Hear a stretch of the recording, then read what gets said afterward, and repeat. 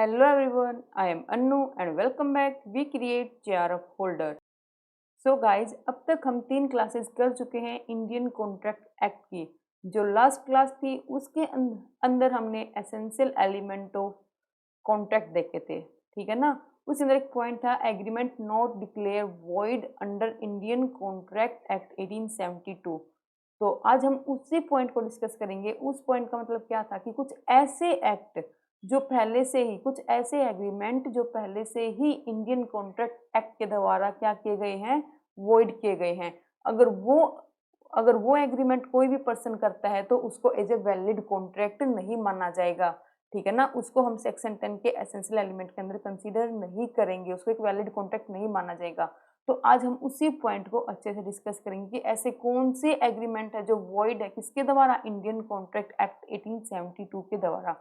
अगर किसी ने वो वीडियो नहीं देखी तो जाकर देख सकता है, उनका लिंक नीचे डिस्क्रिप्शन के अंदर मिल जाएगा, ठीक है। तो सबसे पहले इसने बात कर रखी है agreement in restraint of marriage, कि कोई ऐसा एग्रीमेंट किया गया हो जो क्या करता हो, रोकता हो किसको, मैरिज को, ठीक है ना। कोई किसी पर्सन ने ऐसा एग्रीमेंट कर लिया जो क्या कर रहा है, स्टॉप कर रहा है किसी को किसी शादी करने के लिए, ठीक है ना। तो यहाँ पर क्या कह रहा है ये कि कोई ऐसा कॉन्ट्रैक्ट कोई किसी पर्सन से करता है जो क्या करता है, स्टॉप करता है किसी को किसी के साथ शादी करने के लिए, तो वो कॉन्ट्रैक्ट लॉ के द्वारा एनफोर्सेबल नहीं होगा। वो कॉन्ट्रैक्ट क्या नहीं होगा, लॉ के द्वारा एनफोर्सेबल नहीं होगा। तो यहीं पे ये गिवन है, restraint of marriage mean getting a person married to someone with a condition, कि कोई किसी के सामने कोई कंडीशन रखे, ठीक है ना, कि इसके साथ शादी कर लो, इतने का क्या कर रहे हैं, कॉन्ट्रैक्ट कर रहे हैं, ठीक है ना। कोई कंडीशन रखे या फिर क्या करे, उसको स्टॉप करे शादी को करने के लिए। तो कोई पर्सन ऐसा कोई भी कॉन्ट्रैक्ट करेगा तो वो क्या होगा, वॉइड होगा अंडर इंडियन कॉन्ट्रैक्ट एक्ट के अकॉर्डिंग, क्योंकि हमारे जो पब्लिक पॉलिसी है उसके अकॉर्डिंग हर एक पर्सन को क्या है, फ्रीडम है अपनी शादी करने का किसी के साथ भी। तो वो कॉन्ट्रैक्ट यहाँ पे क्या माना जाएगा, एज अ वॉइड कॉन्ट्रैक्ट माना जाएगा। फॉर एग्जाम्पल देखो, मान लो ए प्रोमिस करता है बी को, अगर वो सी से मैरी नहीं करेगा तो वो उसको 15,000 रुपये क्या करेगा, पे करेगा। तो इसलिए जो भी कॉन्ट्रैक्ट हुआ ए और बी के बीच में, तो ये कॉन्ट्रैक्ट क्या होगा बच्चों, ये कॉन्ट्रैक्ट होगा वॉइड कॉन्ट्रैक्ट, ठीक है ना। फिर नेक्स्ट बात आती है agreement in restraint of trade. मान लो कोई किसी के साथ ऐसा कॉन्ट्रैक्ट करता है जो किसी को रोकता है क्या करने के लिए, ट्रेड करने के लिए। यहाँ पे रिस्ट्रेंट का मतलब है स्टॉप करना, रोकना किसी को कोई काम करने के लिए। तो कोई भी ऐसा एग्रीमेंट कोई पर्सन करता है जो किसी को कोई ट्रेड करने के लिए रोकता है, तो उस केस में वो कॉन्ट्रैक्ट भी क्या माना जाएगा बच्चों, वॉइड माना जाएगा। देखो, every agreement bye which one restrain from exercising a lawful profession. मान लो कोई लॉफुल प्रोफेशन करना चाहते हो और कोई ऐसा एग्रीमेंट हो रखा है जो आपको वो करने के लिए रोक रहा है, तो वो कॉन्ट्रैक्ट, वो जो एग्रीमेंट होगा वो लॉ के लिए क्या होगा, वॉइड माना जाएगा, ठीक है ना। फॉर एग्जाम्पल मान लो ए हैड प्रपोज टू पे be in certain amount of money. मान लो ए और बी है, दो पर्सन है, उनकी क्या है, सेम लोकेलिटी के अंदर सेम चीज की क्या है, शॉप है, ठीक है ना। दोनों सेम तरीके का क्या करते हैं, काम करते हैं, और जो जगह है काम करने की, जो लोकेलिटी है वो भी क्या है, दोनों की सेम है। तो इस केस में मान लो ए प्रपोज करता है बी को, एक प्रपोजल रखता है बी के सामने, अगर तुम अपना काम बंद कर दोगे तो इस काम के मैं तुम्हें क्या दूंगा, इतनी अमाउंट पे करूंगा, ठीक है ना। तो बी खुश हो जाता है, मान लो बी अपना काम बंद कर देता है, लेकिन तब अमाउंट पे करने की टर्म आती है, जब अमाउंट पे करना होता है तो ए डिनाई कर देता है उस पेमेंट को करने के लिए। तो यहाँ पर बी ए के खिलाफ कोई भी केस फाइल नहीं कर सकता, क्योंकि ये लॉ की नजरों में ये कॉन्ट्रैक्ट क्या है बच्चों, वॉइड है, ठीक है ना। बात क्लियर हुई। लेकिन इसकी कुछ एक्सेप्शन है, अगर ये कुछ सर्टेन इवेंट है वो हैपन होते हैं, तो उस केस में इस कॉन्ट्रैक्ट को, जो भी एग्रीमेंट होगा उसको वॉइड एग्रीमेंट नहीं माना जाएगा। अब वो एक्सेप्शन क्या क्या है, सबसे पहले मान लो रिस्ट्रेंट, जो ये रिस्ट्रिक्शन लगाई गई है, जो ये स्टॉपेज लगाया गया है, किसके ऊपर लगाया गया है, पार्टनर्स के ऊपर। किस पार्टनर के ऊपर, सेक्शन 11 के अंदर दे रखा है, मान लो कोई भी पार्टनर है जो बिजनेस कर रहे हैं, अगर उनमें से कोई एक पार्टनर सिमिलर नेचर का बिजनेस करता है सेपरेटली, तो वो क्या है, वो लॉ के द्वारा रिस्ट्रेन है, ऐसा कोई भी नहीं कर सकता। कोई भी पार्टनर जो एज ए पार्टनरशिप में काम कर रहा है, वो अलग से अपना सेम टाइप का बिजनेस भी कैरी आउट कर रहा है, तो वो लॉ के द्वारा क्या है, वो कॉन्ट्रैक्ट वैलिड माना जाएगा अगर ऐसा कोई कॉन्ट्रैक्ट किया जाता है किसी भी पार्टनर के बीच में। ये बात क्लियर हुई। सेकंड बात, मान लो पार्टनर है, वो क्या कर रहा है, पार्टनरशिप फॉर्म छोड़ के जा रहा है, ठीक है ना, वो रिटायर हो रहा है पार्टनरशिप फॉर्म से।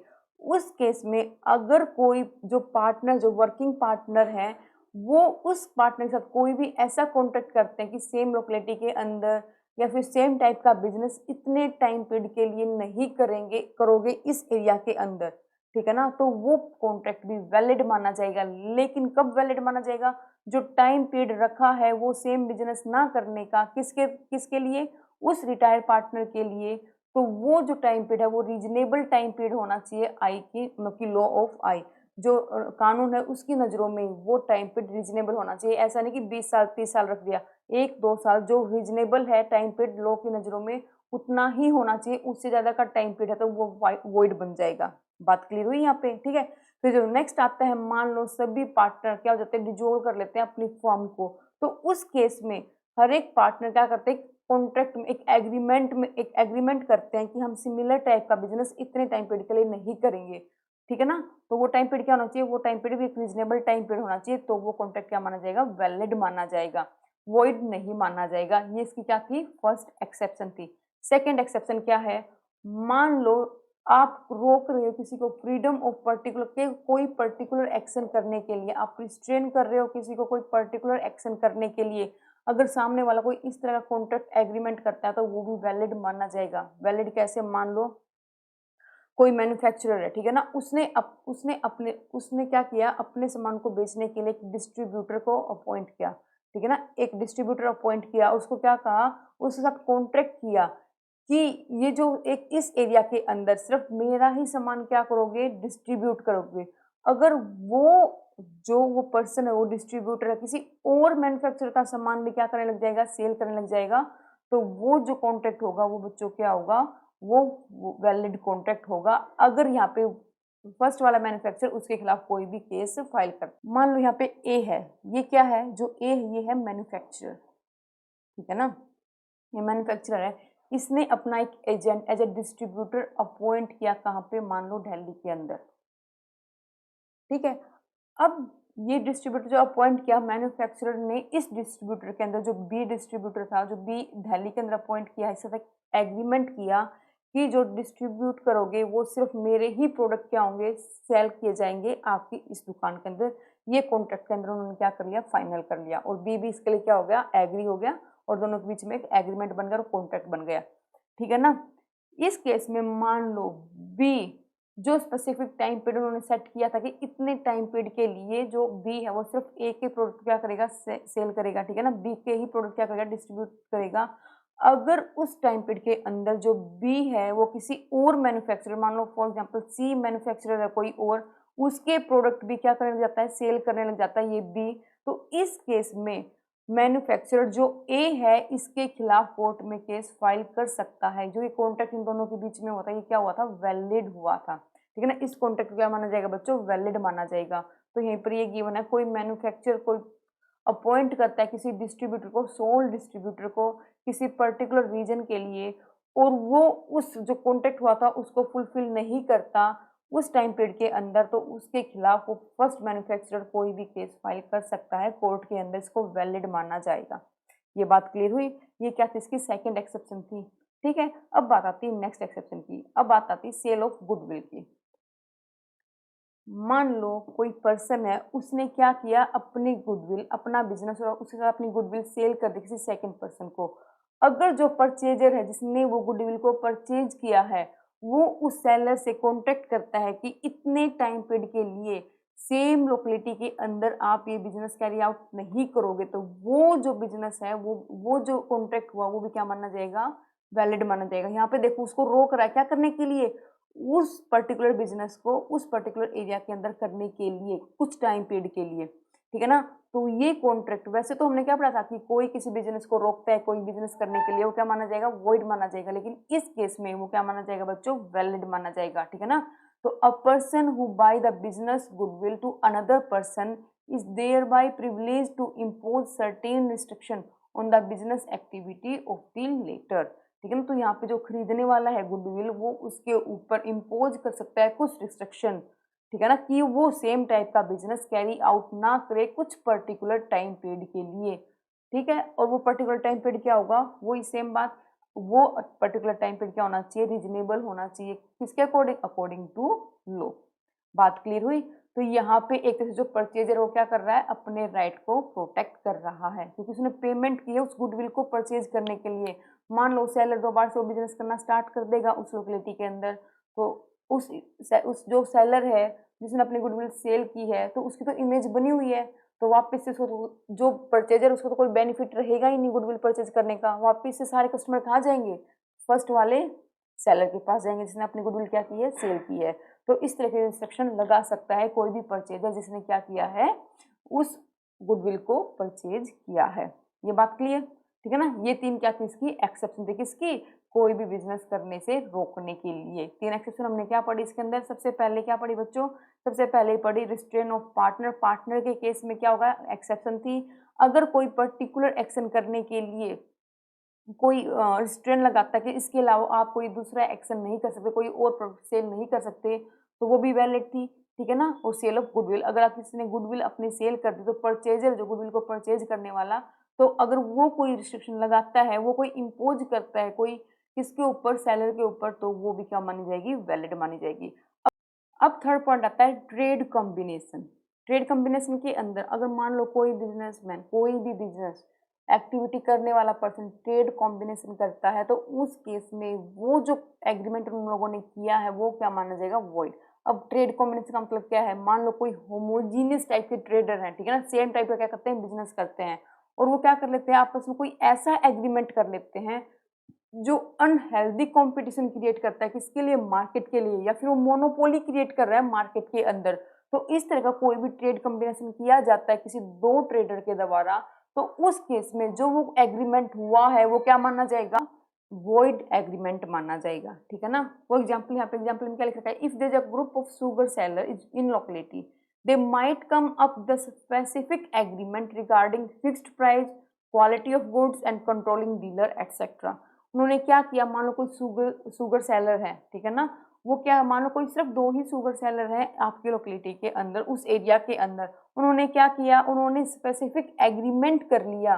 क्या एग्रीमेंट किया कि हम फिक्स्ड प्राइस पे अमाउंट क्या करेंगे, प्रोडक्ट को सेल करेंगे, क्या कर लेंगे, इसी क्वालिटी पे क्या देंगे, दोनों सेम प्रोडक्ट देंगे, दोनों की जो क्वालिटी रहेगी वो क्या रहेगी, बिल्कुल सेम रहेगी। और जो भी हम डिस्ट्रीब्यूट करेंगे डीलर को, वो क्या करेंगे, सेम तरह से करेंगे, सेम प्राइस पे करेंगे, मतलब कंट्रोल कर रहे हैं जो उनके अंडर क्या है, डीलर है, उनको भी इस टाइप का उन्होंने कोई एग्रीमेंट कर लिया। तो उस केस में क्या होगा, जो भी मार्केट उसके अंदर अनहेल्दी कंपटीशन अराइज हो जाएगा, क्योंकि एक किस्म की क्या होगी, मोनोपोली होगी। अब वो जो चाहेंगे उसी प्राइस पे क्या करेंगे, उस प्रोडक्ट को सेल करेंगे, उसी क्वालिटी, जो उन्होंने क्वालिटी क्या कर ली, फिक्स कर ली कि इससे बेटर क्वालिटी ना तू बनाना ना तू बनाना, एक क्वालिटी फिक्स कर ली, इसी क्वालिटी पे हम गुड्स देंगे। तो एक तरह से क्या हुआ कि जो लोग है, जो कंपटीशन क्रिएट हो रहा था दो अलग अलग पर्सन के बीच में, वो कंपटीशन क्या हो गया, बंद हो गया। अब कंपटीशन ना होने की वजह से क्या होगा, वहां पे मोनोपोली क्रिएट होगी। अब हो सकता है कि वो जो क्वालिटी है उसको क्या कर दे, डाउन कर दे, और प्राइस को हाई कर दे, क्योंकि जो पब्लिक है, जो परचेजर है, जो बायर है, उनके पास कोई सेकंड ऑप्शन भी तो अवेलेबल नहीं है ना वहां पे कोई और प्रोडक्ट खरीदने का, तो क्या करना पड़ेगा उनको, उन्हीं का प्रोडक्ट क्या करना पड़ेगा, परचेज करना पड़ेगा। तो इस केस में वो लोग कोई ऐसा एग्रीमेंट करते, तो ऐसा एग्रीमेंट कोर्ट के द्वारा क्या है बच्चों, वॉइड है, ठीक है ना। लेकिन आपने इकोनॉमिक्स के अंदर पढ़ा होगा, ओलिगोपोली के अंदर वो क्या करते हैं, कोलिजन करते हैं, तो वो कहीं ना कहीं क्या नहीं है, अनहेल्दी कंपटीशन नहीं क्रिएट करे, वो एक तरह से वैसे फिक्स प्राइस कर लेते हैं कि इस प्राइस से नीचे हम नहीं सेल करेंगे, ठीक है ना। कोई हेल्दी एग्रीमेंट उन्होंने किया है जो मोनोपोली को इफेक्ट नहीं करेगा। याद रखना, ऐसा एग्रीमेंट ही वॉइड होगा, ऐसा कॉम्बिनेशन ही वॉइड होगा जो अनहेल्दी कंपटीशन क्रिएट करे। लेकिन उन्होंने कोई ऐसा एग्रीमेंट बनाया है जो कंपटीशन को कोई इफेक्ट नहीं करेगा, जहां पर उन्होंने क्वालिटी के बारे में कुछ नहीं कहा, क्वालिटी जो वो चाहे वो अपने अकॉर्डिंग बेच सकते हैं, लेकिन एक मिनिमम प्राइस सेट कर लिया। तो इस केस में अगर मार्केट के अंदर कोई भी अनहेल्दी कंपटीशन क्रिएट नहीं हो रहा, तो उसको वैलिड एग्रीमेंट ही माना जाएगा। Void agreement trade combination case में कब माना जाएगा, तब वो मोनोपोली क्रिएट कर रहे हैं मार्केट के अंदर, या फिर क्या कर रहे हैं, अनहेल्दी कंपटीशन अराइज कर रहे हैं मार्केट के अंदर, उसी केस में उसको वॉइड एग्रीमेंट माना जाएगा। बात क्लियर यहाँ पे, ठीक है। आपका आता है क्या, कोई ऐसा एग्रीमेंट जो आपको लीगल प्रोसीडिंग करने से क्या करता है बच्चों, रोकता है। तो इस तरह का कोई एग्रीमेंट करते हो, कोई कॉन्ट्रैक्ट करते हो, तो वो भी क्या माना जाएगा, वॉइड एग्रीमेंट माना जाएगा, ठीक है ना। अगर कोई सामने वाला पर्सन किसी के साथ कोई एग्रीमेंट करता है और उस एग्रीमेंट के अंदर एक कंडीशन ये इम्पोज कर रखी है कि आप इसके खिलाफ कोई भी लीगल प्रोसीडिंग नहीं कर सकते अगर हम उस चीज को फुलफिल करने में पॉसिबल नहीं हो पाए, ठीक है ना। दो भी लोगों के बीच में कोई ऐसा एग्रीमेंट हो गया, ठीक है ना, तो उस केस में जो एग्रीमेंट हुआ है, जो सामने वाले पर्सन को कोर्ट में केस फाइल करने से क्या कर रहा है, लीगल प्रोसीडिंग करने से रोक रहा है, तो वो एग्रीमेंट भी बच्चों क्या माना जाएगा, वॉइड एग्रीमेंट माना जाएगा, ठीक है ना। तो कोई ऐसा एग्रीमेंट नहीं होना चाहिए जो जिनके बीच में कॉन्ट्रैक्ट हुआ है उन दो पार्टी को किसी को भी लीगल प्रोसीडिंग करने से क्या कर रहा है, रिस्ट्रेन कर रहा है, रोक रहा है। बात क्लियर। फिर अगला आता है एग्रीमेंट इन्वॉल्विंग अनसर्टेनिटी, मतलब कि आपने कोई ऐसा एग्रीमेंट कर लिया सामने वाले के साथ जो अनसर्टेन है, जिसके बारे में पूरी क्लियरिटी ही नहीं है दोनों पर्सन के बीच में, तो ऐसा एग्रीमेंट ऑटोमेटिकली अपने आप क्या बन जाएगा, वॉइड बन जाएगा। क्योंकि जो भी एग्रीमेंट हो सामने वाले के आपस में दो पार्टी के बीच में, वो क्या होना चाहिए, क्लियर होना चाहिए, सर्टेन होना चाहिए, तभी उनके बीच में क्या होगा, एग्रीमेंट क्या होगा, वैलिड एग्रीमेंट होगा।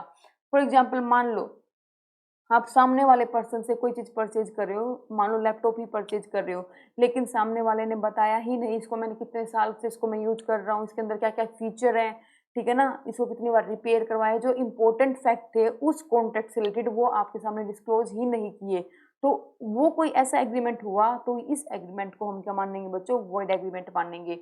एक एग्जाम्पल और समझो इजी सा, मान लो आप सामने वाला पर्सन है, कोई ऑयल का ट्रेडर है, ठीक है ना, वो तेल क्या करता है, ट्रेड करता है, उसके पास अलग अलग तरह के क्या करता है, ऑयल में वो ट्रेडिंग करता है, ठीक है ना, डिफरेंट डिफरेंट ऑयल में क्या करता है वो बंदा, ट्रेडिंग करता है।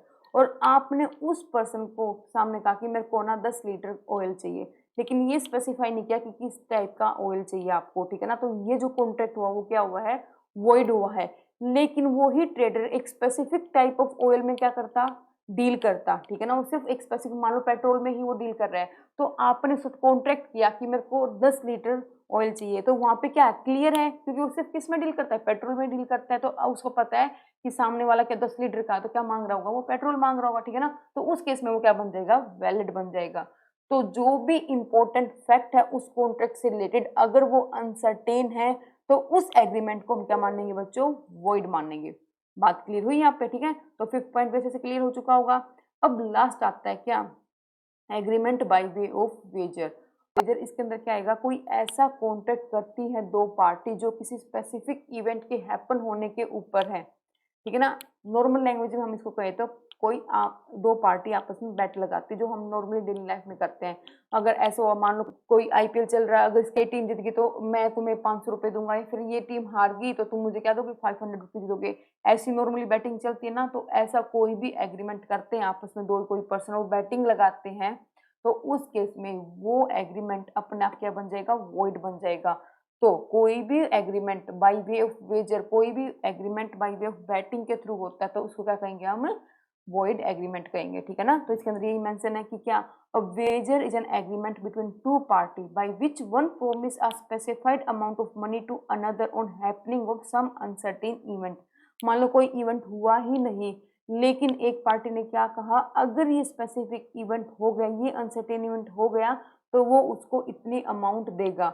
और जो उसके सामने वाली पार्टी, सेकंड पार्टी, वो क्या कहेगी, अगर ये इवेंट नहीं हुआ तो मैं तुझे स्पेसिफिक अमाउंट दूंगा। तो इसको हम कहते हैं agreement by way of wager. तो इस तरह का कोई भी एग्रीमेंट करते हैं, कोई दो पर्सन आपस में बैटिंग करते हैं और उनके बीच में कोई एग्रीमेंट हो जाता है, तो वो क्या माना जाएगा, वॉइड एग्रीमेंट माना जाएगा।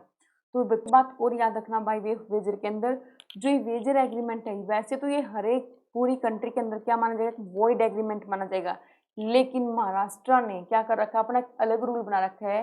अगर कोई एग्रीमेंट करता है बाय वे ऑफ वेजर के दो अकॉर्डिंग, तो उस केस में वो एग्रीमेंट उसके लिए क्या बन जाएगा, इलीगल एग्रीमेंट कहलाएगा, ठीक है ना। अगर महाराष्ट्र के अंदर कोई एग्रीमेंट करता है किसके through, by way of wager, तो वो क्या माना जाएगा बच्चों, इलीगल एग्रीमेंट माना जाएगा। इस बात को याद रखना। लेकिन ऑल ओवर कंट्री सिर्फ महाराष्ट्र को छोड़ के ये क्या माना जाएगा, वॉइड एग्रीमेंट माना जाएगा, ठीक है ना। आज के लिए इतना ही रखते हैं। तो आपको अच्छे से क्लियर हो चुके होंगे कि जो इंडियन कॉन्ट्रैक्ट एक्ट के अकॉर्डिंग कौन से ऐसे एग्रीमेंट है जो गवर्नमेंट ने पहले से क्या कर रखे हैं, वॉइड कर रखे हैं कि ऐसा कोई आप एग्रीमेंट में एंटर करते हो जो किसी को कुछ करने के लिए रोकते हैं, तो वो एग्रीमेंट ऑटोमेटिकली क्या बन जाएगा, वॉइड बन जाएगा। लेकिन इसके अंदर की कुछ एक्सेप्शन भी थी, उनको ध्यान रखना, ठीक है। तो अगर वीडियो अच्छी लगी हो तो उसको लाइक करना, सब्सक्राइब करना एंड कमेंट करना ना भूलें। फिर मिलेंगे अपनी नेक्स्ट वीडियो के अंदर, तब तक के लिए have a nice day, bye bye.